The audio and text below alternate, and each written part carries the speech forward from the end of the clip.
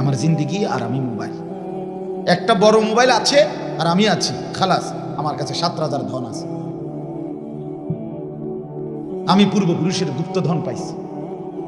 অতএব আমার নষ্ট হওয়া আর থামায় কে? আমারে আর থামাবে কে? আমাকে আর রুখবে কে? আমাকে বাধা দেয় সাধ্যকার। আমারে বাধা দিবে কিভাবে? মা বাবা পাশের ঘরে ঘুমাবে, আমি তো পাশের রুমে লেফ কম্বলের নিচেই ইয়ারফোন লাগায় সারা রাত উলঙ্গ ছবি দেখবো। আমাকে আর বাধা দিবে কে? এজন্য বন্ধু আমার, দোস্ত আমার, এটা শেষ পর্যন্ত ক্ষতি করব। আমি বললাম ভাইয়া হায়াত, আল্লাহ তোমারও দেখ, দোয়া করি। আগামী দোস্ত, তোমরা যারা নওজোয়ান, 16 বছর, 17 বছর, 20 বছর, 18 বছর, আল্লাহ যদি হায়াত দেয়, তুমি হয়তো আরো 30 বছর, 40 বছর বাঁচবে। আল্লাহ চাই। চাচারা হয়তো চলে যাবে, তো তোমরা তো আরো বাঁচবে ইনশাআল্লাহ, আল্লাহ চাইলে। এইভাবে বাপ আগামী 40 বছর এই অপদার্থ জিন্দিগি দিয়া পার হবে না। অনুরোধ বাপ, আমার এই একটা কথা মনে, এইভাবে 2 আঙ্গুলে মোবাইল টিপা আর সারাক্ষণ এই চুল আর এই সারাক্ষণ নিজে নিজে চিৎকার করে। আমি অনেক 2-1 যে হাইওয়ে হোটেলে মাঝে মধ্যে কোনো সময় ঢুকছি, যতবারই দেখছি মানে নিজে নিজে জোরে চিৎকার মারে ফেলা, বুধ দেয় পাগল যে, হ্যাঁ প্রতিবন্ধী। এইভাবে এই অসভ্যতা, এই নোংরামি, যেখানে সেখানে গাড়ি ঘোড়া, ব্রিজ, কালভার্ট, রাস্তার পাশ। সেদিন আমি জানাজায় যাচ্ছি, এক জায়গায় জানাজায় শত শত মানুষ, একজন প্রভাবশালী লোক মারা গেছে কুমিল্লা ক্যান্টনমেন্টের ওইদিকে। ওনার জানাজায় যাচ্ছিলাম একটা রাস্তা দিয়া, ওইখানেই একটা প্রাইভেট ইউনিভার্সিটি বা কলেজ ছুটি হয়েছে। ওই সময়টায় জানাজায়ও যাচ্ছে লোকজন। এর একটু আগে মনে ছুটি হয়েছে। রাস্তার 2 পাশে অসংখ্য ছেলে, এখান দিয়ে মানুষ যাইতে আছে জানাজার জন্য।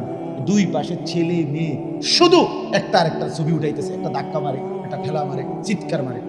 মানে এখানে যে কোনো মানুষ যাচ্ছে, এই জন্তু জানোয়ারদের এই ফিকির। এখানে মাইকে বলতেছে যে জানাজার, আর সবাই তাড়াতাড়ি আসেন, তাড়াতাড়ি, বুঝছেন না কথা? আমরা যাচ্ছি এদিক দিয়ে 2 পাশে, মানে এই রাস্তাটার উপরে। আহারে মুসলমান, এটা কোনো কথা হইল? এই অসুস্থতার শেষ কথা। যুবক ভাই বলো, তোমরা বলো, তোমার এই ছবি তোলার শেষ কথা কে দেখে? তোমার এই সমস্ত ফালতু ছবি কে দেখে? কি তো দেখে, কি দেখবে তোমার? তুমি যেরকম মুত্তা ফানি লও না, এরকম তো বহু অপদার্থ মুত্তা ফানি লয় না, তোমার আর আলগা সাইতে দিবে। তুমি যেমন একটা সেজদা দাও না, এটা তো অসংখ্য নাফরমানের জীবনে এমন, তোমার আলাদা কি দেখবে? তোমার চুলের এই ফ্যাশন, এরকম তো লক্ষ লক্ষ যুবকের এই ফালতু চুলের ফ্যাশন, যেটা ইহুদি, খ্রিস্টান, মুশরিকের ফ্যাশন, এটা তোমারটা আলাদা দেখার কি আছে? কি দেখবেন? এই জন্য বাপ আমি শক্তভাবে বলব, আমার ছেলেরা, আমার বাবা, নওজোয়ান, তোমরা বুঝতে শিখো। বড় মোবাইল প্রয়োজন থাকতে পারে, অফিসিয়াল কাজে, ব্যাংকের কাজে, চাকরির কাজে, ব্যবসার কাজে, বিদেশের যোগাযোগের কাজে। হ্যাঁ, যেটা প্রয়োজন, যেটা জরুরত, সেটাকে প্রয়োজনেই সীমাবদ্ধ রাখি। কিন্তু 2 আঙ্গুলে দিবা নিশি এটা টিপা সারা দেশের পাগল ছাগলের, গরু ছাগল সবকিছুর ছবি তোলা, এটা কি জরুরি বলেন? এটা কোনো কথা হইল? একটা সুস্থ স্বাভাবিক মানুষ এরকম হয় কিনা? প্রয়োজন তো প্রয়োজনকে প্রয়োজনের জন্যই রাখি আমরা। কম্পিউটার প্রয়োজন, তো প্রয়োজনকে প্রয়োজনের জন্য রাখি। বড় মোবাইল প্রয়োজন, তো প্রয়োজনকে প্রয়োজনের সীমাবদ্ধতা রাখি। বড় মোবাইল দ্বারা আমাদেরও তো ব্যক্তিগত অনেক প্রয়োজন পূরণ হয়, কাজে লাগে কখনো কখনো, সেটা তো জরুরত। এই জন্য আমি আবারও অনুরোধ করছি, ছেলেরা, বাবারা, সবাই আমরা অল্প একটু, আমি কোরআনুল কারীমের 2টা আয়াত মাত্র পড়ছি, এই 2টা আয়াতের তরজমা শোনাবো অল্প একটু, আর সময় রাত একেবারে কম হয় নাই। আমি এই শক্ত কথা আগে বলে নিছি শুধু মনোযোগের জন্য। এই মোবাইলটা যদি হাতে থাকে, এটা শান্তি থাকতে দিবে না রে বাবা। আমার সন্তানরা, আমার ভাইরা, আমার বন্ধুরা, বিশ্বাস করো, আগামী দিনে তুমি পৃথিবীতে আরামসে থাকতে পারবে। এত খামখেয়ালি মানুষ পৃথিবীতেও কোনো কামে লাগে না। এই পৃথিবীতে যারা শিল্পপতি, এই পৃথিবীতে দুনিয়ার লাইনে যারা কোটিপতি, এই দুনিয়ার লাইনে যারা সফল, মানে আর্থিকভাবে, এরাও সীমাহীন কঠোর পরিশ্রম মেহনতের বিনিময়ে এই পর্যায়ে পৌঁছে। এইভাবে খামখেয়ালি নিজে নিজে হাঁটে, নিজে নিজে কথা বলে, 3 ঘন্টা 8 ঘন্টা 10 ঘন্টা আড্ডা দিয়া পৃথিবীতে কোনো মানুষ দুনিয়ার লাইনেও উন্নতি করে নাই, আখিরাত তো দূরে থাকে। ফামান তালাবাল উলা সাহারাল লায়ালি। আমরা আরবিতে বারবার এই কবিতা পড়ছি ছাত্র জীবনে, আমাদের উস্তাদরা শুনাইছে। শোনো, আমাদেরকে বলছে উস্তাদরা, ছাত্র জীবনে যে বড় হতে চায় তাকে বহু রাত জাগতে হয়, বহু রাত জাগতে হয়, বহু রাত কুরবানি করতে হয়, রাতের পর রাত বিরামহীন পরিশ্রম একদিন তাকে কাঙ্ক্ষিত লক্ষ্যে পৌঁছিয়ে দেয়। আরবিতে বলে মান জারা হাসাদা, যে চাষ করে ধান বনে সেই কয়দিন পরে ফসল কাটে। নাকি কথা বোঝেন নাই? এখানে মনে করেন 10টা ক্ষেত, 9 জন ক্ষেতওয়ালা গত 2 মাস আগে ধান লাগাইছে, আজকে 3 মাস মাথায় পাইকা যাওয়াতে ওরা ওদের ধান কাটতে গেছে। একজন ক্ষেতওয়ালা গত 3 মাস আগে ধানও লাগায় নাই, কোনো পরিচর্যা কিছুই করে না। এখন যখন সবাই কাশি লইয়া ধান কাটতে যাচ্ছে, এবারও কাশি লইয়া খেতে কি আমনে কই যান ধান কাটবো, কোনানে ধান কাটবেন? আমার খেতে গিয়া দেয়, আরে আমি তো ধানে লাগাইছি না, আমি কাটবো কি? কথা বুঝেন নাই? যে লাগায় নাই সে কাটবে কোত্থেকে? যে মেহনত করে নাই সে সফলতা পাবে কোত্থেকে? যে পরিশ্রম করে নাই সে সফলতা পাবে কোত্থেকে বন্ধু? বলেন। অতএব এটা মান জাদ্দা ওয়াজাদা আরবিতে বলে, এগুলো প্রবাদ, যে চেষ্টা করে সেই পায়। সৈয়দ আবুল হাসান আলী নদভী রহমতুল্লাহ আলাইহি উনি বিখ্যাত একটা কথা বলছেন, ভারতের বিশ্ববিখ্যাত বুজুর্গ ছিলেন। তিনি বলছেন যে শোনো, ধান কাটার সময় ধান বুনতে নাই, ধান আগে বুনতে হয়। ধান কাটার সময় না, ধান কাটার সময় ধান কাটতে হয়। ফসল তুলবার সময় ফসল লাগাইতে নাই, সময় লাগাইলে হবে না, সিজন আছে। মৌসুম যদি কেউ ধরতে না পারে সে ব্যর্থ হয়। বন্ধু আমার, এটা যেই কোনো ব্যবসায়ীকে আপনারা বলেন, জিজ্ঞাসা করেন, যুবক ভাই তোমরাও জিজ্ঞাসা করো, মৌসুম ধরতে হয়, মৌসুম চিনতে হয়। আমার এখন ব্যবসার মৌসুম, আমাকে এখন সিজন। দোকানদাররা, ব্যবসায়ীরা বিভিন্ন, যেমন কারো কাপড়ের একটা মৌসুম আছে, কারো আপনার কাঁচা পণ্যের একটা মৌসুম আছে, সিজন ধরতে হয়। সিজন যদি কেউ ধরতে পারে, মৌসুম ধরতে পারে ঠিক মতো, তাইলে সে ব্যাপকভাবে লাভবান হয়, সে ব্যবসায় প্রফিট করতে পারে। আনসিজনে কি করা যায় আমার বন্ধু? ইবাদতের সিজন, জীবন গড়ার সিজন, নিজেকে গড়ে তোলার সিজন, খোদার কসম যৌবনকাল। এ সময় যে নষ্ট হয়ে যায় সে আর দাঁড়াইতে পারে, সে আর ফিরতে পারে না। এটা কঠিন। এজন্য এখন হাত পাও, চোখ, নাক, কান, শরীর সবকিছু সুস্থ সবল, মেহনতি কর্ম সে চাইলে পারে। নওজোয়ান চাইলে গড়তেও পারে, ধ্বংসও করতে পারে। সেদিন রাতের 2টা বাজে আপনার, আমি ব্রাহ্মণবাড়িয়া এক জায়গায় আমার মাহফিল ছিল গত 2-3 দিন আগে। তো রাতের 2টায় বয়ান শেষ হওয়ার পরে খাইয়া দাইয়া আমি যখন রওনা দিছি, অনেক ভিতরে রাস্তাঘাট খুব ভাঙ্গাচোঙ্গা, নিঝুম এলাকা। তা আমি বললাম যে, একজনে জিজ্ঞাসা আর কি আমার, যাইতে পারবেন তো ইনশাল্লাহ? আমি বললাম পারবো ইনশাল্লাহ। কিন্তু বাইর হইয়া ঘরের থেকে দেখি রাস্তার দাঁড়ায় আছে 4টা ছেলে সিএনজি নিয়ে। কি ভাই তোমরা? গজরে আমরা সিএনজি নিয়ে আসছে, আপনারে মেইন রোডে দিয়ে। আমি আরে কি কর তোমরা এত রাত আবার ফিরবা কেমনে বাবা? দরকার না। না হুজুর, আমরা পারবো, আমরা কোনো অসুবিধা না, আমরা আপনার গাড়ির সামনে আসি। পারলামে না তা করে ফিরাইতে, নওজোয়ান যাবেই যাবে। তখন আমি বললাম আমার সাথে, হ্যাঁ এরই বলে নওজোয়ান, সে পারবে, ঠিকই পারবে। এনে বয়স্ক লোক পারতো না রাতের 2টা বাজে এই ঠান্ডায় এই 7-8-10 কিলো রাস্তা, ভাঙ্গা রাস্তা আমার দিয়ে আসতে, কিন্তু জোয়ান ঠিকই পারবে। এই জন্য যুবক চাইলে গড়তে পারে, গড়তে পারে। আমি ওই দিন এক মাহফিলে গেছি, এক ছেলে আমার রাহাব পথের থেকে উঠে আমার গাড়ি তুলছে।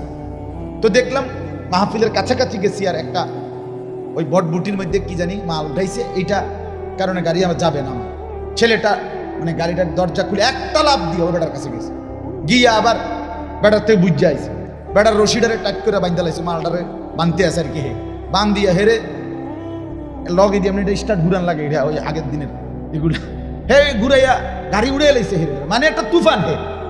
এরপরে আমি আমার গাড়ি পার হয়েছি। এই যে নওজোয়ানের হিম্মত, এটা কি একজন মুরব্বী বয়স্ক লোক পারবে? এটা এই যুবক গড়তে পারে, যুবক সাজাইতে পারে, আবার নষ্টও করে দিতে পারে। একটা সমাজ নষ্ট করে দেওয়ার জন্য ফেন্সিখোর, বাবাখোর, ডাইলখোর, জুয়ারি, এই অসভ্য জেনাকার ব্যভিচারী, যে ছেলের চরিত্র নাই, আখলাক নাই, সে ইচ্ছে করলে সমাজ তসতস করে দিতে, শেষ করে দিতে, বরবাদ করে। যৌবন অসীম সম্ভাবনার সময়, দ্বিমুখী তলোয়ার যৌবন, দুইধারী তলোয়ার, দোনো দিক কাটতে পারে। ইচ্ছা করলে গড়তে পারে, ইচ্ছা করলে সাজাইতে পারে।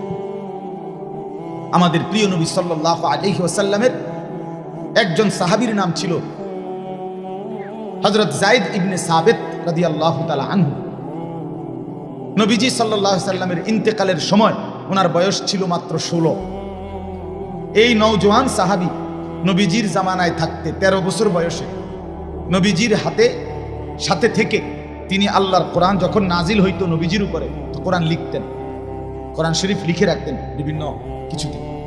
নবীজির ইন্তেকালের পরে হযরত আবু বকর সিদ্দিকের জামানায় সিদ্ধান্ত নিছিল সাহাবীরা একটা ঘটনার প্রেক্ষিতে, ইয়ামামার যুদ্ধে একজন ভণ্ড নবীর বিরুদ্ধে, মুসাইলামাতুল কাজ্জাব, তার বিরুদ্ধে সাহাবীরা যুদ্ধ করছিলেন। এই যুদ্ধে প্রায় 400-র মতো সাহাবী যারা হাফেজে কোরআন ছিলেন শাহাদাত বরণ করছে। তখন মদিনায় ফিরে আসার পরে সাহাবীরা পরামর্শ করে সিদ্ধান্ত নিছে, যেভাবে হাফেজে কোরআন শহীদ হচ্ছে, আল্লাহর কোরআনের 30 পারা একসাথে করা, সংকলন করা, একসাথে করা উচিত। তখন পর্যন্ত নবীজির জামানায় কোরআন শরীফ লিখিত একসাথে ছিল না। কারো কাছে 2 আয়াত, কারো কাছে 10 আয়াত, কারো কাছে 1 সূরা সাহাবীদের মধ্যে বিক্ষিপ্ত ছিল। এই লক্ষের চাইতে বেশি সাহাবীর কাছে ছড়িয়ে ছিটিয়ে ছিল, একসাথে ছিল না বাই সিরিয়াল। হযরত আবু বকর সিদ্দিক রাদিয়াল্লাহু তাআলা আনহু সিদ্ধান্ত নিছে কোরআন শরীফ সাহাবীদের পরামর্শ নিয়ে সমস্ত সাহাবীদের কাছ থেকে যত জনের কাছে যত টুকরা আছে সব একসাথে কইরা, এরপর প্রত্যেকটাকে যাচাই বাছাই করে এরপরে বাই সিরিয়াল 30 পারা কোরআন শরীফ একত্র করা, এই কাজটা করবে। এখন এটা করবে কে? এটার প্রধান দায়িত্ব পালন করবে কে? এটা যখন মশওয়ারা হইছে, তখন হযরত আবু বকর সিদ্দিক রাদিয়াল্লাহু তাআলা আনহু প্রস্তাব দিছে যে এই কাজটা করবে এই 16 বছরের নওজোয়ান যায়েদ ইবনে সাবিত। ওনার নাম প্রস্তাব করছে আবু বকর।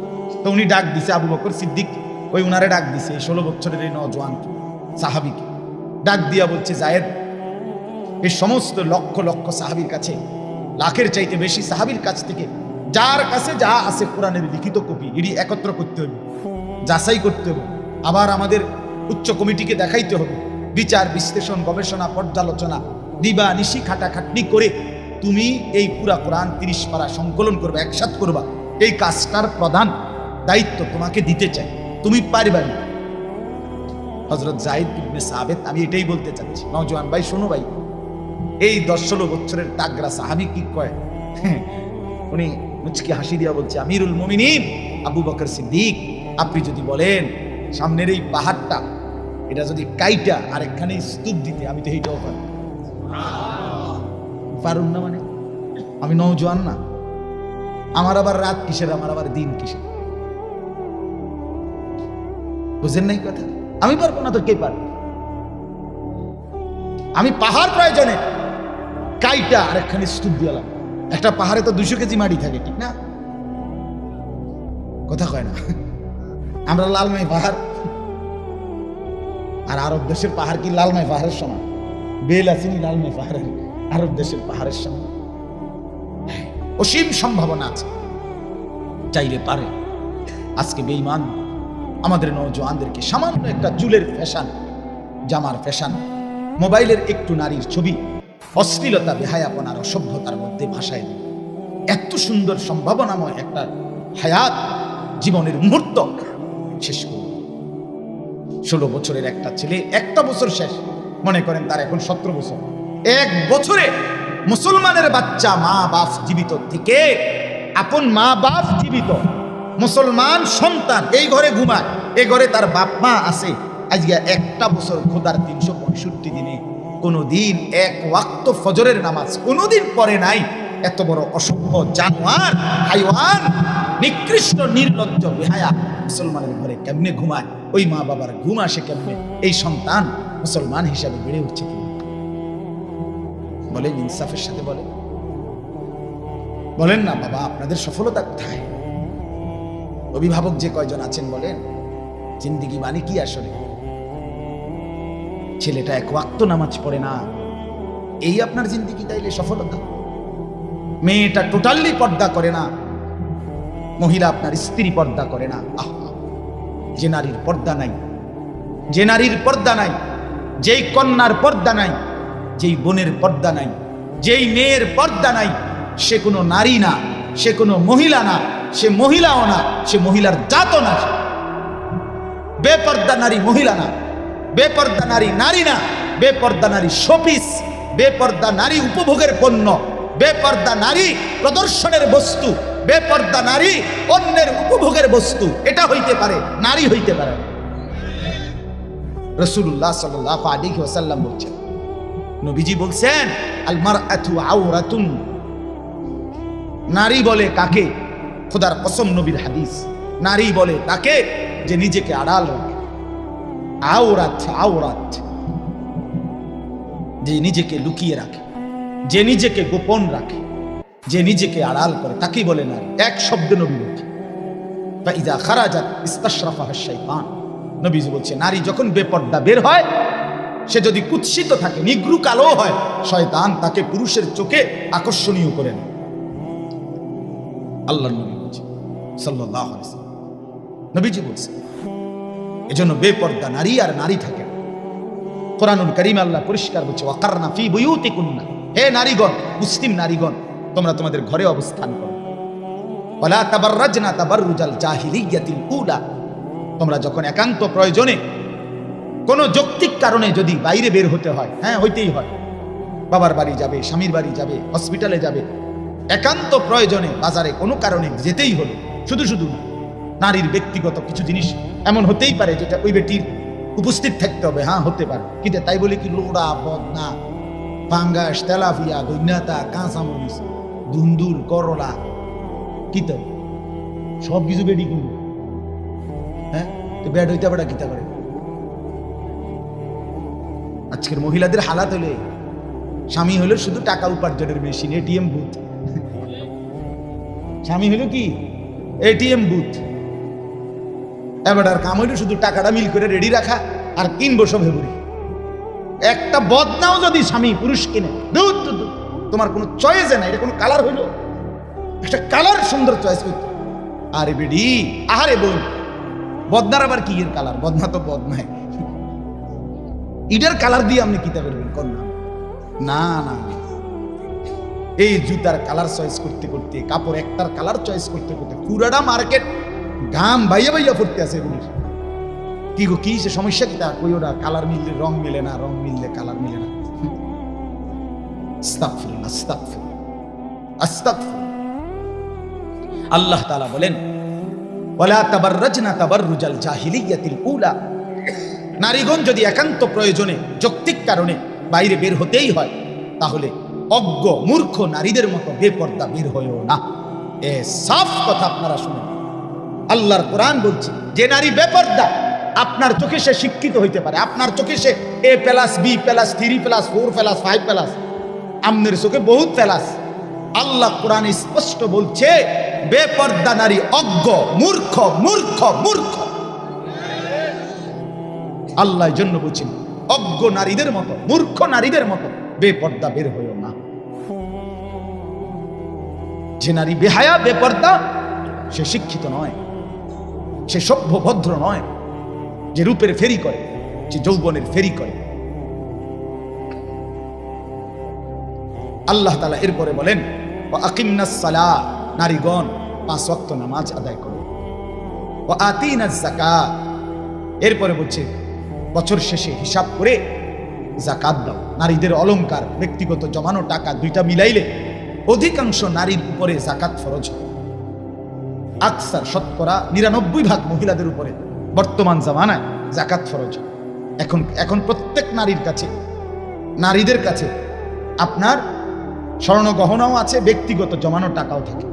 এখন ব্যাড হইতে আইনা থয়ে হেবুড়ির কাছে, হেবুড়ি গইনা টইনা মিলাইয়া দেয়, ধরো বদনা কিনবা এত টাকার, লোড়া কিনবা এত টাকা, ফুলকপি 3টা লইবা, ফাতাকপি 1টা লইবা, আই যাও টাকা দিয়ে দিস। মেন হিসাব নারীর কাছে।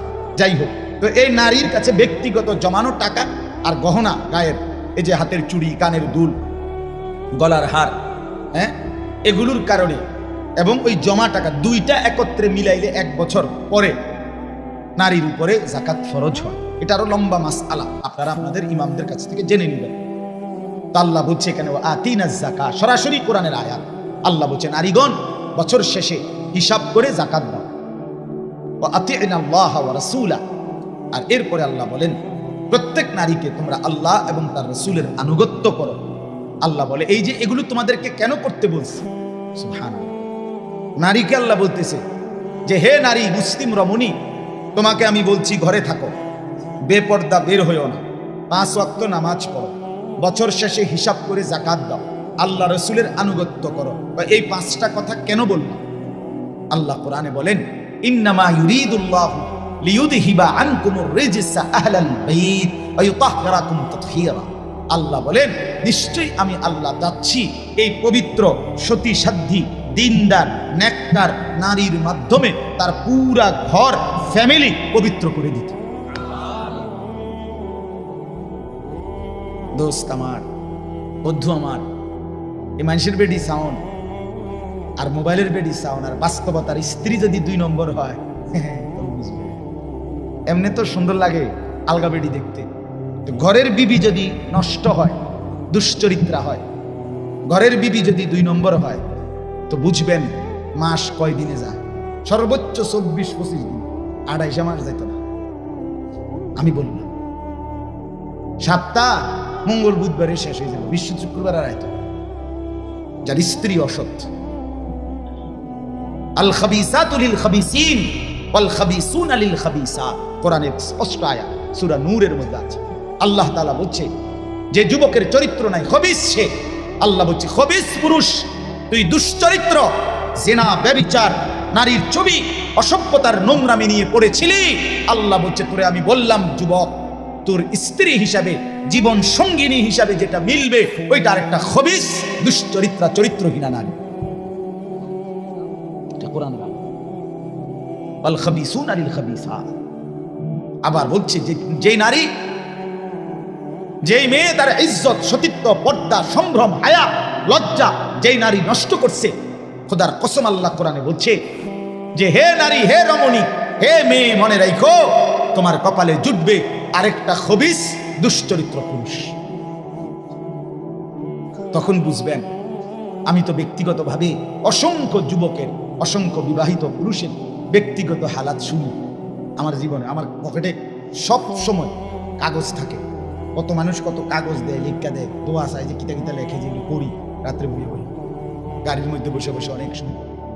আহা, পারিবারিক জীবনের কষ্ট কি পরিমাণ। যুবক লিখছে 8 বছর হলো প্রেম করলাম, 8 বছরে আমি আর ও কোনোদিন কারো কোনো ভুল দেখি নাই, গভীর প্রেম, গভীর রিলেশন লিখছে, রিলেশন ইংরেজি মারছে। 8 বছর পরে বিয়ে করলাম, এখন 1 বছর না যাইতে সংসারটা জাহান্নামের টুকরা হয়ে গেছে। সরাসরি নওজোয়ান যুবক। কেন? এখন আমার স্ত্রী মনে করে আমি নাকি অন্য মেয়ের সাথে সম্পর্ক, আমার কাছে 24 ঘন্টা মনে হয় আমার স্ত্রী অন্য ছেলের সাথে কথা বলে। এখন আর কিছুতেই শান্তি লাগতেছে না, কি করব বলেন? এই কষ্ট আপেল 1 কেজি খাইলে সারে না? কথা কর না কেন, বলো না বন্ধু? এই পেরেশানিটা মালটা খাইয়া আপেল খাইয়া যাবো কেন? কি পরিমাণ মুসিবত এটা। আমার যুবক ভাই, হাত জোর করে আমি এতগুলো মুরব্বীর সামনে হিম্মত করে বলছি, তোমাদের ভালোর জন্য খোলামেলা বলছি। আল্লাহ তাআলা যেই চাহিদা আল্লাহ দিয়েছেন, খোদার কসম আমি প্রত্যেক দিন বলি, সেই চাহিদা পূরণেরও হালাল ব্যবস্থা আল্লাহ রেখেছেন। এই যে আমাদের যে তৃষ্ণা, আমরা পানির তৃষ্ণা হয় না, এটা একটা চাহিদা, মানে তৃষ্ণা, পানির চাহিদা। এটা দাম দিছে কি? এই চাহিদাটা আসছে কার থেকে? তো এটা পূরণের জন্য হালাল পানি আল্লাহ ব্যবস্থা রাখছে। আমাদের যে ক্ষুধার চাহিদা, এটা কে দিছে? তো এটা পূরণের জন্য হালাল খাবার, রিজিক আল্লাহ তাআলা ব্যবস্থা রাখছে কিনা? ঠিক অবিকল আমাদের ভিতরের যে শাহওয়াত, লজ্জাস্থানের যে চাহিদা, কামনা বাসনা আমার ভিতরে যে তৈরি হয়, এটা আল্লাহ প্রদত্ত চাহিদা। এটা আমাদের সৃষ্টি না, আমাদের তৈরি না। কথা বুঝেন নাই আপনি? এটা কে দিছে? এটা আল্লাহ বলেন আমি দিছি। যুইয়িনা লিন-নাসি হুব্বুশ শাহওয়াত, শাহওয়াত আমার দেওয়া। আল্লাহ বলেন যেটা আমি চাহিদা দিয়েছি, যৌন চাহিদা, খোদার কসম আল্লাহ কোরআনে সূরা রোমে বলছে, আমার বান্দা প্রত্যেকটা পুরুষের দেহের অংশ থেকে আমি সেই চাহিদা পূরণের জন্য হালাল বৈধ স্ত্রী আমি ব্যবস্থা করেছি, আমি পৌঁছাবো। লিতাসকুনু ইলাইহা, আমার পক্ষ থেকে বৈধ হালাল স্ত্রী যখন গ্রহণ করবা, তখন সেই স্ত্রী তোমাকে প্রশান্তিতে ভরে দেবে। ওয়াজআলা বাইনাকুম মাওয়াদ্দাতাম ওয়া রাহমা, আল্লাহ বলে আর স্বামী স্ত্রীর মধ্যে হালাল হলে, বৈধ হলে আমি আল্লাহ ভালোবাসা এবং মহব্বত, দয়া মায়া আমি নিজে দিয়ে দেব। মাওয়াদ্দাতাম ওয়া রাহমা। হ্যাঁ, রাস্তার নর্তকী, মোবাইলের নর্তকী, অসভ্য প্রেমিকা সুখের সময়ের হয়তো সহযোগী হইতে পারে, যে দুঃখ পেরেশানি আর অস্থিরতা কিংবা বিপদ কিংবা অ্যাক্সিডেন্ট কিংবা দুর্ঘটনার সঙ্গী আর হয় না। কথা বুঝছেন? এটাই বাস্তব। কিন্তু স্ত্রী ভালোবাসে, স্ত্রী বিপদের মুহূর্তে দয়া মায়া আর আদর সোহাগ দিয়ে ভরেও রাখে। আমার পাও ভাঙছিল মোটরসাইকেল অ্যাক্সিডেন্টে একবার 2021 সালে। আমি দীর্ঘ 6 মাস বিছানায় ছিলাম, এক জায়গায় পড়েছিলাম। এই 6 মাস স্ত্রী আমার বিবি আমার এই খাদ্য খাবার পেশাব পায়খানা ওযু গোসল নামাজ সব এক জায়গায় বসে করছে। সেই সময় আপনজনের মতো সহযোগিতা করেছে সেই। এটা ওই প্রেমিকা দিয়া হয় না, ওইটা ওই সিনেমার নর্তকী দেওয়া হবে না, রাস্তার নারী দেওয়া হবে না। এটা হালাল পবিত্র সম্পর্কের বরকতে হবে। এটাই আল্লাহ বলছে জাআলা বাইনাকুম মাওয়াদ্দাতাম ওয়া রাহমা, স্বামী স্ত্রীর মধ্যে আমি ভালোবাসাও দিয়েছি, মাওয়াদ্দা আর রাহমা দয়া মায়াও দিয়েছি। কখনো ভালোবাসবে, কখনো দয়া মায়া দেখা। এজন্য আমি প্রত্যেককে বললাম, আমার বাবার আপনারা আপনাদের সন্তানদেরকে বুঝান। আপনারা সবাই মিলে আমার প্রিয় আল্লামা মুফতি আমজাদ হোসাইন সাহেব আপনাদের সামনে মাহে রমজানকে সামনে রেখে গুরুত্বপূর্ণ কথা বলছে। আমার জিন্দেগির সবচেয়ে পছন্দের আলেমদের একজন। উনি যেমন আমারে খুব ভালোবাসে, আমিও ওরে খুব ভালোবাসি। আমার ব্যক্তিগত যেই কোনো মাসআলা, আমার জীবনে যে কোনো প্রশ্ন ফতুয়া জানতে হইলে আমি প্রথম যাকে জিজ্ঞেস করি উনি আল্লামা মুফতি আমজাদ হোসাইন সাহেব। ব্যক্তিগতভাবে আমি ভীষণ পছন্দ করি ওনার। অসম্ভব সাংঘাতিক জ্ঞানী বিদগ্ধ একজন আলেম। প্রতিদিন ওয়াজও করে, প্রতিদিন বুখারী শরীফের দর্স সবকে ছাত্রদেরকে পড়ায়। হ্যাঁ, আপনি আন্দাজও করতে পারবেন না কত বড় আলেম। সহজ সরল চলে, সাদামাঠা চলে। তো উনি আপনাদের কাছে মাহে রমজানের উপরে এবং রমজানের আগে শাবান মাসের প্রস্তুতি হিসাবে আপনাদেরকে কিছু কথা বলছে না? যারা শুনছিলেন আপনাদের কাছে আমি শুধু এখন যেই আয়াত করছি, এই আয়াতের মূল বক্তব্য আমার এটা, আপনারা, আমরা, আমি, আপনি প্রত্যেকেই এই কথাটা আমার শুধু একটু মনোযোগ দিয়ে শুনেন, আর 10টা মিনিট লাগবে। এই কথাটা হলো, আমরা যে এখন যেখানে আছি, আমরা এই যে বসা, আমরা হায়াতে, আমাদের যে জীবন, আমাদের যে হায়াত, আমাদের এই হায়াত ওয়ান ওয়ে মানে কি? মানে হলো ওয়ান ওয়ে রাস্তা। যেরকম ওয়ান ওয়ে রাস্তা মানে হলো এই রাস্তা দিয়ে আপনি শুধু সামনেই যাইতে, এখান দিয়ে আবার পিচ্ছে থাকতেন, এটারে কয় ওয়ান ওয়ে রাস্তা। বুঝছেন কথাটা? আপনি যদি আবার ফিরাইতে হয় পিছনের দিকে, আপনার ইউটার্ন লইতে হইব। কি লইতে হইব? ওই দিক দিয়ে ইউটার্ন নিতে হইব। এখান দিয়ে আপনি আর কি আসতে পারতেন না, ফেরত আসতে পারেন। আমাদের জিন্দিগি, আমাদের জীবন। যুবক ভাই, তোমরা সবাই আলাদা আলাদা মনোযোগ দিয়ে আমার এই বন্ধু কথাটা ফেলে দিও না, কথাটা শোনো বাপ, ভালো হবে বাপ। ডানে বামে চাইয়া পারতা না, তোমার সমবয়সী তোমার একটা হাসি দিয়ে উড়াই দিবে, তোমার ভালো হইতে দিবে না। হাত জোর করে বলি বন্ধু, আমি এই এলাকারই ছেলে, আমার বাসা, আমি ছোট্টবেলায় বড় হয়েছি ঠাকুরপাড়া, ওই ঠাকুরপাড়া কুমিল্লা শহরে। আমার আব্বা 43 বছর ঠাকুরপাড়া বড় মসজিদের ইমাম ছিল, এক মসজিদ। আমি ছোটবেলায় প্রাইমারি স্কুল পড়ছি, ওই এখানে একটা স্কুল আছে রামকৃষ্ণ স্কুল, ওইখানে ওইখানকার ছাত্র। এই জন্য বললাম আমি এই অঞ্চলেরই মানুষ, আমার মাদ্রাসা ময়নামতি সাবের বাজার, গরু বাজারের পাশে বাসা মাদ্রাসা। তো আমি সবাইকে বলতেছি কথাটা মনোযোগ দিতে, যে আমাদের হায়াত, আমাদের জিন্দিগি ওয়ান ওয়ে, অর্থাৎ আমরা আর কেউ আমাদের হায়াত যে অবস্থানে আছি আমরা প্রত্যেকেই প্রতিনিয়ত, প্রতি মিনিট, প্রতি সেকেন্ড আমাকে শুধু সামনের দিকেই যাইতে হবে, পিছন দিকে আর ফেরা যাবে, ঠিক না বাপ? আজকের দুপুরে আমরা আর কি ফিরে যাইতে পারবো? না ভাই, যুবক ভাই বলো, আজকের দুপুর বেলা আমরা আর ফিরতে পারবো ওইদিকে? গত সপ্তাহে আর ফিরে যাওয়া যাবে? সামনে বাড়ে, যেই বলবে সামনে বাড়েন, আগে বাড়েন, আগে বাড়ে, আপনি আর পিছনের দিকে। এটা ওয়ান ওয়ে হায়াত, শুধু ওয়ান ওয়ে, সামনেই যেতে হবে। যুবক ভাই, তুমি সামনে যাইতে হবে, হয় তুমি বৃদ্ধ হবা, নয় তুমি কবরে চলে যাবে। মুরব্বী বাবা চাচা হয়তো আর কিছুদিন হায়াত পাবেন, নয়তো কবরে চলে যাবে। এই তো না, নাকি পিছনের দিকে যাইতে পারবেন আর? এলো এক নাম্বার কথা। দুই নাম্বার কথা হলো, আমাদের এই হায়াত, আমাদের এই সময়, আমাদের এই দিন, আমাদের এই রাত একবারের জন্যই আসে, আর ফিরে আসে।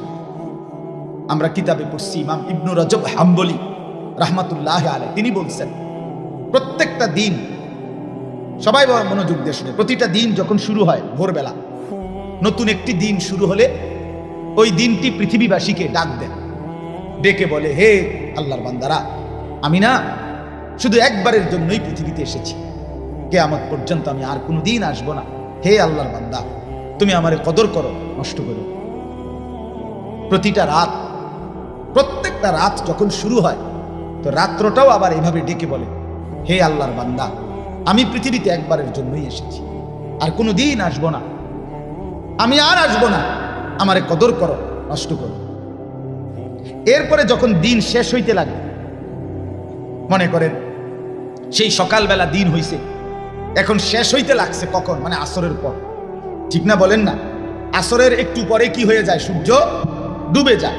তো এখন ওই কিতাবে লিখছে, সূর্য যখন ডুবে যাওয়ার কাছাকাছি হয়, দিনটা ডুবতে লাগে, শেষ হইতে যায়, তখন আইসা দিন আবারও পৃথিবীবাসীকে, অনেক মানুষকে ডাক দেয়, আবার ডেকে বলে, হে আল্লাহর বান্দা, আমি তো চলে যাচ্ছি, আমি তো আর আসবো না। এই বান্দা, আমি তো চলে যাচ্ছি রে, আমি তো আর আসবো না। তুমি কি বান্দা আমাকে সারাটা দিন বিনা আমলে, বিনা জিকিরে, আল্লাহর স্মরণবিহীন এমনি বিনা আমল বুঝি ছেড়ে দিচ্ছ? আমারে এইভাবে বেহুদা শেষ করে দিলাম। অসমান এভাবে রাত যখন শেষ হইতে লাগে, ভোর হইতে যায়, রাত্রেও ডেকে বলে, হে আল্লাহর বান্দা, আমি তো চলে যাচ্ছি, আর আসবো না, আমারে বুঝি বিনা আমলে ছেড়ে দিলা। সেই ফজর, জোহর, আসর, আজকের দিনে 3 ওয়াক্ত নামাজের সময় গেছে, একটা সেজদাও দিলা না, আর দিবা না কোনোদিন সেজদা বান্দা। তোমার মনিবকে মনে পড়বে না? তোমার মালিককে মনে পড়বে না? কে তোমারে বানাইলো এটা ভুলে গেলা? আজকের সারাদিনে কার পৃথিবী ভোগ করলা সেটা ভুলে গেলা? আজকের সারাদিন কার দেহের অঙ্গ প্রত্যঙ্গ তুমি ব্যবহার করলা ভুলে গেলা? আল্লাহ আমাদেরকে বুঝলাম। রাত্র এইভাবে বলে, হে আল্লাহর বান্দা, সেই মাগরিব গেল, এশা গেল, তাহাজ্জুদের ওয়াক্ত গেল, সারাটা রাত মোবাইলের ছবি দেখতে দেখতে, নর্তকীর নাচ দেখতে দেখতে, অথবা খামখেয়ালির আড্ডা দিতে দিতে, অথবা শুধুই ঘুমে ঘুমে শেষ করে দিলাম। আমি তো অসংখ্য যুবককে এখন দেখি রাস্তায়, হাইওয়ে, মহাসড়কে দেখি, রাত্রে 2টা 3টায়, কত সময় আমি ফিরি, ও শরীয়তপুর, মাদারীপুর, ফরিদপুর, চিটাগাং, সেদিন মহেশখালীর থেকে আসতে দেখছি, প্রতিদিন দেখি রাতের 2টা 3টা বাজে। অসংখ্য রাত্রিবেলা আমাদের এই হাইওয়ে মহাসড়কগুলোতে অসংখ্য যুবক মোটরসাইকেলে, একটা যুবতী মেয়ে নিয়ে সারা রাত মোটরসাইকেল চালানো। এটা বাংলাদেশের নতুন ফ্যাশন। ঢাকা থেকে মোটরসাইকেল ছাড়ে কক্সবাজার গিয়ে, কক্সবাজার থেকে ছাড়ে ঢাকা গিয়ে, ঢাকা থেকে ছাড়ে মোটরসাইকেল পদ্মার পারে গিয়ে থামে, পদ্মার পার থেকে ছাড়ে আবার গিয়ে সারা রাত, সারা রাত। হ্যাঁ, সেদিন এক ভদ্রলোক আমারে বলছে, হুজুর আমার 4টা গাড়ি, প্রাইভেট কার। শহরের এক ভদ্রলোক খুব কাঁদা দিচ্ছে, আমার জড়াই দিল, আমার 4টা গাড়ি, আমার ছেলেটা একটা গাড়িও ব্যবহার করে, সে সারা রাত মোটরসাইকেল চালায়, অথচ প্রাইভেট গাড়ি আছে, এর কাছে এটা ভালো লাগে। এই যে হায়াত শেষ করে দিল, এই হায়াত আর ফিরবে না, এই হায়াত আর ফিরবে আর আসবে না কোনোদিন। এই আয়াত আল্লাহ তাআলা এটাই বলছে যে আজকে আমরা যারা হায়াত শেষ করে দিচ্ছি, জীবন শেষ করে দিচ্ছি, এই ঘন্টা মিনিট সেকেন্ডগুলোকে নিদারুণ অপচয় করে অপব্যয় করে শেষ করে দিলাম প্রতিটা মিনিট। ইমাম শাফি রাহমাতুল্লাহি আলাইহি বলছেন, আল ওয়াক্তু সাইফুন কাতিউন, সময় ধারালো তরবারির মতো। তুমি যদি তাকে কাটো তাহলে তো কাটলাই, নাহলে সে তোমাকে কেটে কেটে পার হয়ে যায়। অর্থাৎ তুমি যদি সময়কে কাজে লাগাও, বান্ধো, ধরো, তাহলে তো কামে লাগলা, আর নাই তো সে তোমাকে এক সেকেন্ড তোমার অবস্থানে স্থির দিবে না। সে তুমি যে অবস্থায় থাকো তোমাকে কাইটা কাইটা তোমার উপর দিয়া চলে যাবে। তুমি ঘুমের একটা তুমি ঘুমের তুইটা দেখবা 6 ঘন্টা নেই, ঠিক কিনা বলেন? শুইছিলা 12টায়, চোখ মেলে দেখো বাজে 6টা, 6 ঘন্টা তোমার ঘুমে রেখে চলে গেছে। তুমি গেছিলা বাথরুমে, আইয়া দেখো 20 মিনিট নেই। তুমি দিচ্ছিলা আড্ডা বন্ধুদের সাথে, সেই 3টায় বের হইছিলা, এখন ঘরে ফিরছো, ঘড়ি দেখো 11টা। 8 ঘন্টা তোমার থেকে সম্পূর্ণ বেহুদা কেটে গেল। 8 ঘন্টা মানুষ আড্ডা দেয়, 8 ঘন্টা বন্ধুদের সাথে ফুর্তি করে, তো জীবন গড়বে কখন? অসংখ্য শিক্ষা আর অসংখ্য কর্মস্থলে ডিউটি 8 ঘন্টা, কথা কয় না, ডিউটি তো 8 ঘন্টা। এই জন্য বললাম এই হায়াত আমাদের প্রত্যেকের চলে যাচ্ছে। এক বড় বুজুর্গ, আমরা তাফসিরে পড়ছি, এক বড় আল্লাহর ওলি বুজুর্গ বলছেন, আমি যখন বাজারে গেছি তো হায়াতের কদর বুঝছি, সময়ের কদর। কমানে আমি বাজারে গিয়ে দেখলাম, পূর্বের জামানার ঘটনা, বাজারে গিয়ে দেখলাম বহু পণ্য, বহু কিছু, বহু দোকানদার বিক্রেতা বেচতেছে, সবাই কাস্টমারের দিকে তাকায় আছে, ডাকতেছে, বেচতেছে, কথাবার্তা হইতেছে। কিন্তু পুরা বাজারে আমি একজন বিক্রেতাকে খেয়াল করলাম, সে সবচেয়ে বেশি কাস্টমারের জন্য চিল্লা চিল্লি, হই হুল্লুর, হইচই করতেছে, কাস্টমারকে খুব ডাকতেছে আর বলতেছে, হে হে মানুষরা, তোমরা ওই মানুষটার উপরে দয়া করো যার পুঁজি গলে গলে যাচ্ছে, তোমরা জলদি জলদি যা যা নেওয়ার নেও। আমি সবচেয়ে বেশি দেখলাম সে চিল্লাইতেছে এই একটা বিক্রেতা, সেই বিক্রেতাটা হলো বরফ বিক্রেতা। কি বিক্রেতা? আগের দিনের বাজারে বরফের চাকা বেচত, ওই বরফের চাকাটা নিয়ে বসছে যেই লোকটা, এই লোকটা বেশি চিল্লাইতেছে। কি লেগে? কাস্টমারের লেগে। বারবার বলতেছে, ও ক্রেতা, যারা যারা বরফ দরকার জলদি জলদি নাও, আমার বরফ, আমার পুঁজি এটাই, আমার এটা গলে গলে কি হয়ে যাইতেছে, শেষ, দেরি করলে আমার পুঁজি থাকবে না। উনি বলছেন, তখন আমার মনে পড়ছে, হায়, আমার হায়াতটাও যেন বরফের চাকার মতো, আমি কাজে না লাগাইলেও এটা গলে গলে শেষ হয়ে যায়।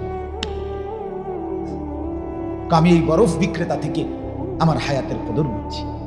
আজকে যারা গুনার মধ্যে লিপ্ত, বাপ কখন ফিরবেন? আজকে টেলিভিশনে প্রতিদিন স্ত্রী, ছেলে মেয়ে, নাচ গান, নর্তকীর ছবি, সিনেমা, নাটক, হিন্দি সিরিয়াল দেখতেছে, বাপ এটা গুনাহ, আপনি বোঝেন না তো তাদেরকে কখন ফিরাবেন? কতদিন পরে তারা ফিরবে বলেন না? রাসূলুল্লাহ সাল্লাল্লাহু আলাইহি ওয়াসাল্লামের স্পষ্ট হাদিস, যে তার স্ত্রী সন্তানের জন্য গুনাহ, অসভ্যতা, অশ্লীলতা, নাফরমানি, বেহায়াপনাকে মেনে নেয়, খোদার কসম, আল্লাহর নবী বলছে তাকে বলে দাইয়ুস, আর ওই দাইয়ুসের জন্য জান্নাত হারাম হারাম হারাম। ওয়াদ-দাইয়ুস আল্লাযী ইউকিররু আহলাহু আল-খুবুস, নবীজি বলছে, আমনের টাকা দিয়া বিদ্যুৎ বিল দেয়, আমনের টাকা দিয়া ডিশের বিল দেয়, আপনি মেনে নিচ্ছেন আপনার বেডি, আপনার জিফুত, প্রতিদিন নর্তকীর ছবি, নাচ গান, জিনা ব্যভিচারের দৃশ্য টেলিভিশনে দেখে, আপনার ঘরের সোফাত বইয়া আপনি মাতেনও না, আপনি ভাত খান, বন খান, বিড়ি খান, চা খান, আপেল খান, মালটা খান, হ্যাঁ, আপনি রং বেরঙের গপ মারেন। কি অবস্থা চাচা, কেমন আছেন? আসি আল্লাহর রহমতে, আপনাকে দোয়ায় বালা। কির বালা আছে? কেমন বালা?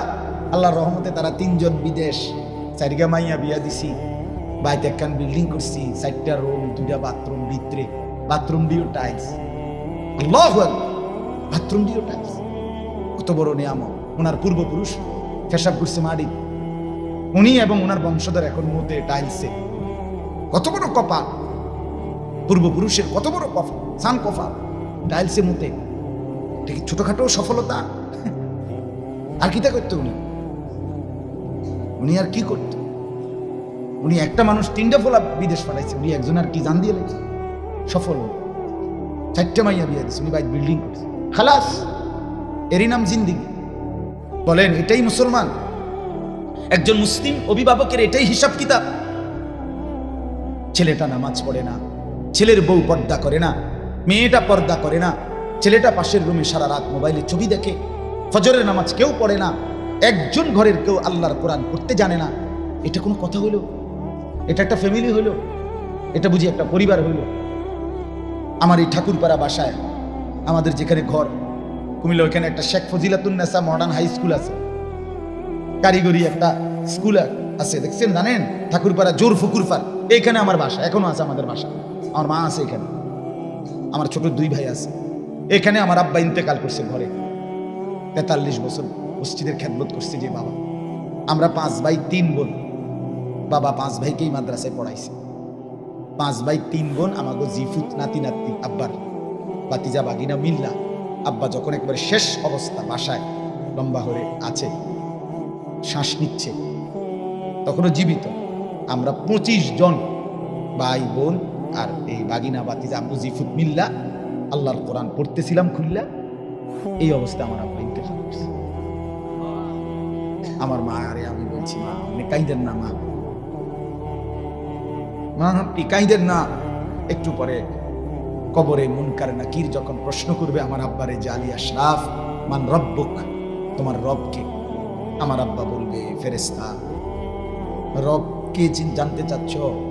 25 জন বংশধর এই মাটির উপরে 3 হাত উপরে রবের কোরআন পড়ার রাইখেই তো আসছি এখানে। রব চিনব না কেন? আল্লাহকে চিনব না কেন? রব না চিনলেনি ওরা কোরআন শরীফ পড়তেছে। রব চিনেছি বলেই তো সন্তানকে দিন শিখাইছিলাম, আল্লাহর কোরআন শিখাইছি। এটা সফলতা হইতে পারে, এটা সবক হইতে পারে, জিন্দেগীর সার্থকতা, এটা জীবনের সফলতা হতে পারে। বাপ, আমরা মুসলমান, শেষ আমাদের মূল পরিচয় আমরা মুসলমান, এটাই পরিচয়। অন্য সব পরিচয়ে অন্যরা অংশীদার। ডাক্তার তো বিধর্মীয় আছে, ইঞ্জিনিয়ার বিধর্মীয় আছে, দুনিয়ার যে কোনো পদ পদবী অন্যেরও আছে, কিন্তু আমরা মুসলমান, এটা শুধু আমার। আমরা সেজদাওয়ালা, আমরা কালেমাওয়ালা, আমরা বন্দিগিওয়ালা। অতএব আজকে আমি রাত গভীরে আপনাদের এলাকায় আসছি বাপ, বারবার আসা কষ্ট, আবার যদি কখনো না আসি, এজন্য আজকেই বললাম। একবার সুযোগ পেলাম, একবারই বললাম, হায়াতের কদর করে। এটাই মূল সবক আজকে।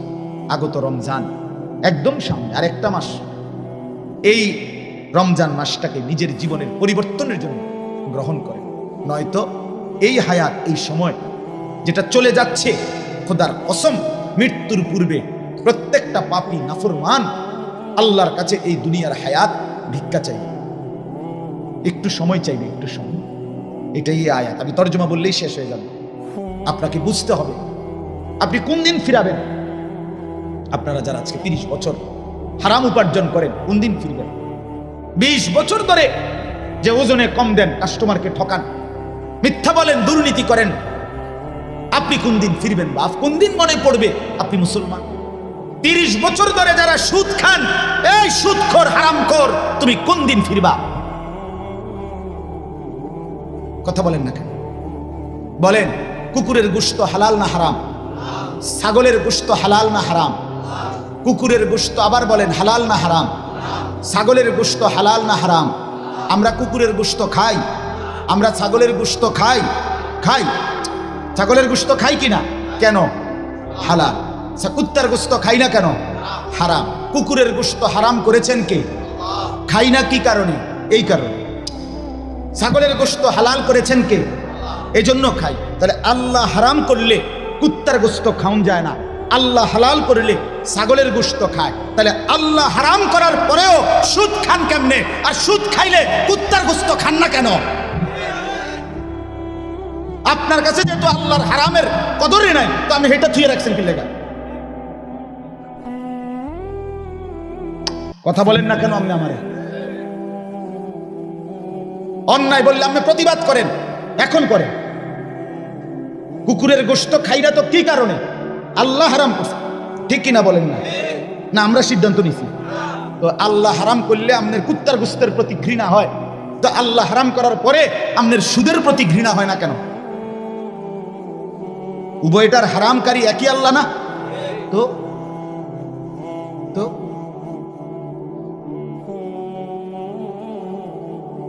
আখিরাত বরবাদ করেন না। ও তারে সুদে টিহা লইয়া বিদেশ পাঠাইছেন, এতে আপনার আলগি দিয়া ধরবো। হুদ্দা হুদ্দা হুদ্দা ধোকা, দুনিয়া ধোকা।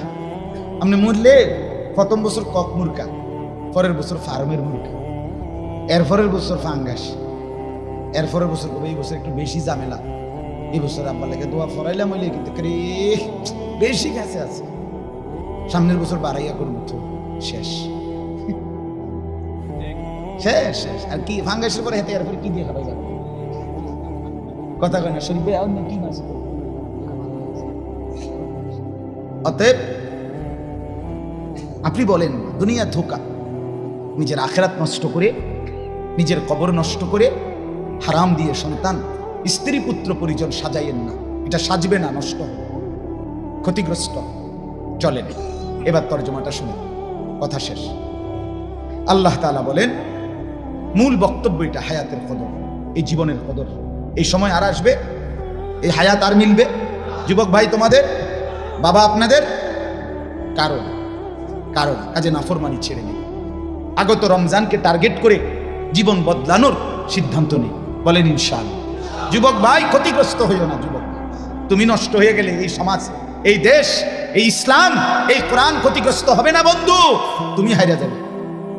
তোমার মতো বেড হইতে লেগে ইসলাম আটকে না।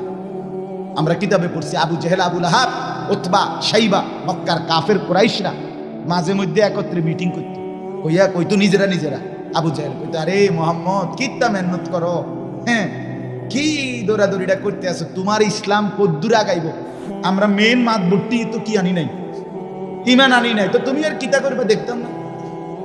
আল্লাহ তাআলা যেন আর সে আজিম থেকে মুচকি হাসে, আল্লাহ আচ্ছা তো চাও না কিতা হয়, আল্লাহ যেন বলতেছে কি রঙে না চাইবা, কি হয় কেমনে ইসলাম আগায়। তোমার মতো দুই চারটা অপদার্থ লাগিয়া বুঝি ইসলাম আটকায় যাবে। ঠিকই নবীজি মক্কা থেকে হিজরত করে মদিনায় গেলেন। পরবর্তী 8 বছরের মাথা, মক্কার 13, মদিনার 8, 21 বছরের ব্যবধানে গোটা আরব রাসূলুল্লাহ সাল্লাল্লাহু আলাইহি সাল্লামের কদমের নিচে চলে আসছে। ইসলাম ঠিকই বিজয়ী হয়েছে, আবু জাহেল, আবু লাহাব ওই বেঈমান জাহান্নামী হয়েছে। অল্লাইকে আটকে রয়েছিল ইসলাম। তাহলে তোমার মতো দুই চারটা বেহায়া ছেলের জন্য ইসলাম আটকাবে না বন্ধু, তুমি নষ্ট হয়ে গেলে, তুমি বেডি চাইতে চাইতে শেষ হয়ে গেলে, তুমি নর্তকীর ছবি দেখতে দেখতে শেষ হয়ে গেলে, তুমি একটা সেজদা না দিতে দিতে জিন্দেগি নষ্ট করে দিলে। আর কি এর দূরে হয়েছে, আর তোমার ক্ষতি হয়েছে। ইসলাম কিচ্ছু হবে না, কোরআন কিচ্ছু হবে না। উপযুক্ত ব্যক্তি আল্লাহ তাআলা প্রত্যেক যুগে তৈরি করবেন, করছেন, করতে থাকবেন ইনশাআল্লাহ। বলেন ইনশাআল্লাহ।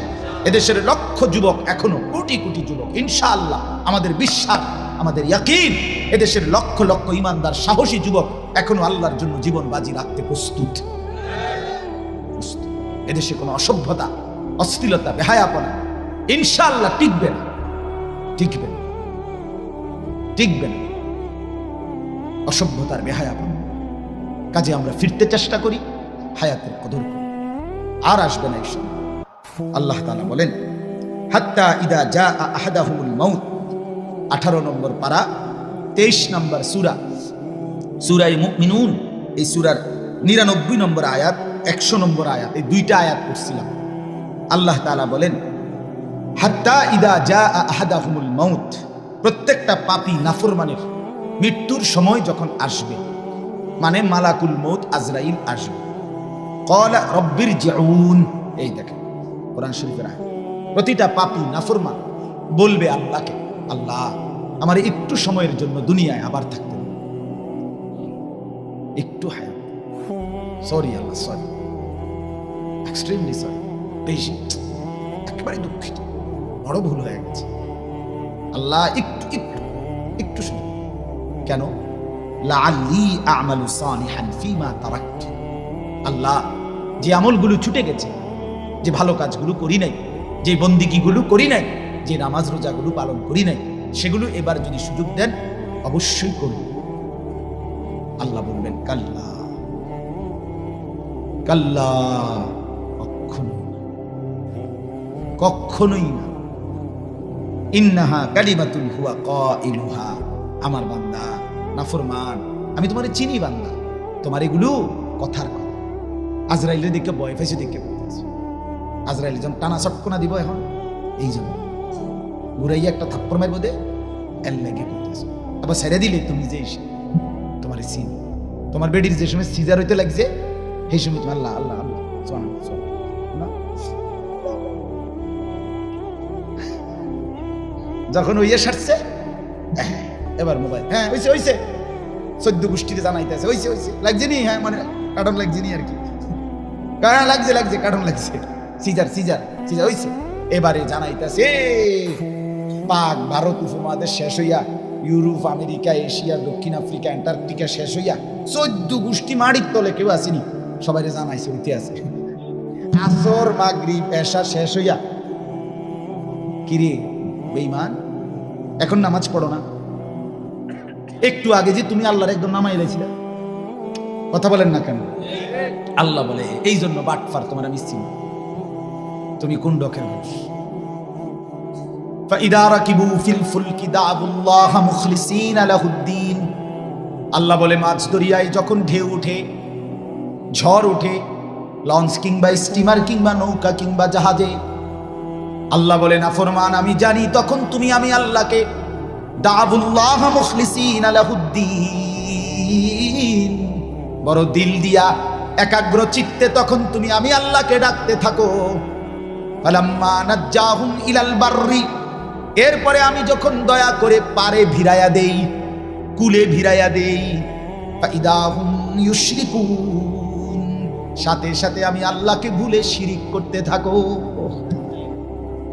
অ্যাক্সিডেন্ট হইতে লাগলে আল্লাহ আল্লাহ, অ্যাক্সিডেন্ট থেকে বেঁচে গেলে এবারে ড্রাইভারটা মাশাআল্লাহ, মাশাআল্লাহ তো আমি কইছি মাশাআল্লাহ, কোন একটা ড্রাইভার, ড্রাইভার রে একটা জানু ড্রাইভার, দেখছুন নি কেমন অ্যাক্সিডেন্টটা সেভ করে লাইল, ড্রাইভারটা কেমন খানদানি ড্রাইভার, তারা 14 গোষ্ঠী ড্রাইভার, তার বংশ সবাই গাড়ি চালাইতে চালাইতে মায়ের পেটের থেকে আইছে, বুঝেন না? মানে এবার সমস্ত কৃতিত্ব কার? এতক্ষণ ডাকছিল কারে? আল্লাহ বলছে তুমি এই ডকের মানুষ আমি চিনি, তুমি বাটপার কিসিমের মানুষ, তুমি বিপদে পড়লে আমাকে বহুবার ডেকেছ, কিন্তু বিপদ থেকে মুক্তি পেলে আমাকে ভুলে গেছো। আজ আজরাইলকে দেখে বিপদ টের পাইছো, এই জন্য আবার হায়াত চাচ্ছ, দিলে তুমি আবার নাফরমানি। কাজেই ইন্নাহা কালিমাতুন হুয়া কাইলুহা, এটা তোমার কথার কথা, কাজেই আর সুযোগ নেই। আজরাইলকে সামনে এনে আমি সুযোগ দিলে আমি আল্লাহ, তাইলে ফেরাউন নমরুদ আজরাইলকে দেখবার পরে সুযোগ পাইলে, আর একটু হায়াত পাইলে আব্দুল কাদের জিলানী, বাইজিদ বুস্তামি হয়ে যেত, জুনায়েদ বাগদাদি হয়ে যেত। কারণ আজরাইলের বিভৎস চেহারা দেখার পরে সুযোগ পাইলে সে নিশ্চিত ভালো হতো, কিন্তু আমি দেইনি। কেউ কেন, এই পৃথিবীর কাউকে না, কোনো আম্বিয়া, কোনো রসুল, কোনো অনুগত, কোনো অবাধ্য কাউকে আজরাইলকে সামনে এনে আল্লাহ ফেরত দেয়নি। কাজে তোমাকেও দেব, এই হায়াত আর মিলবে না। মিলবে? কথা বলেন না বাপ।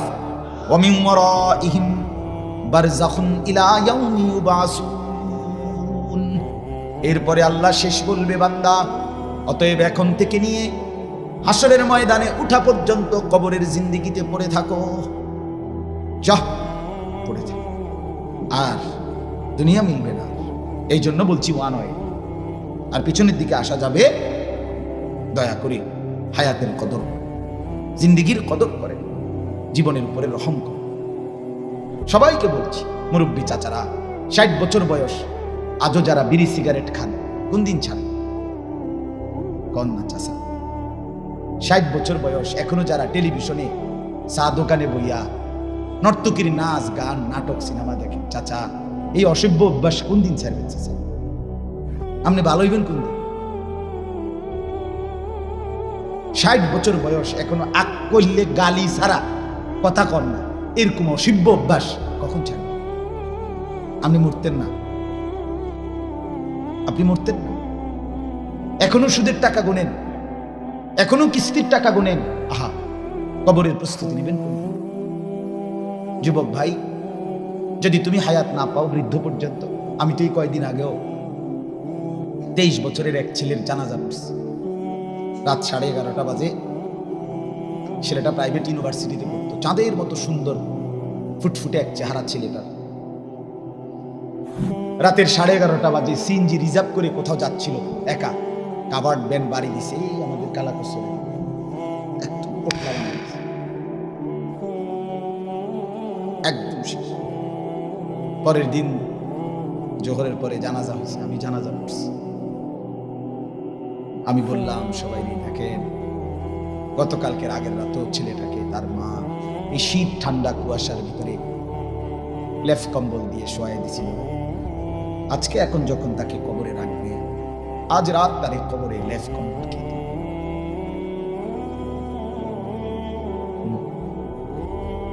যুবক ভাই আমার, কোনো নিশ্চয়তা নাই তুমি বুড়া হবে।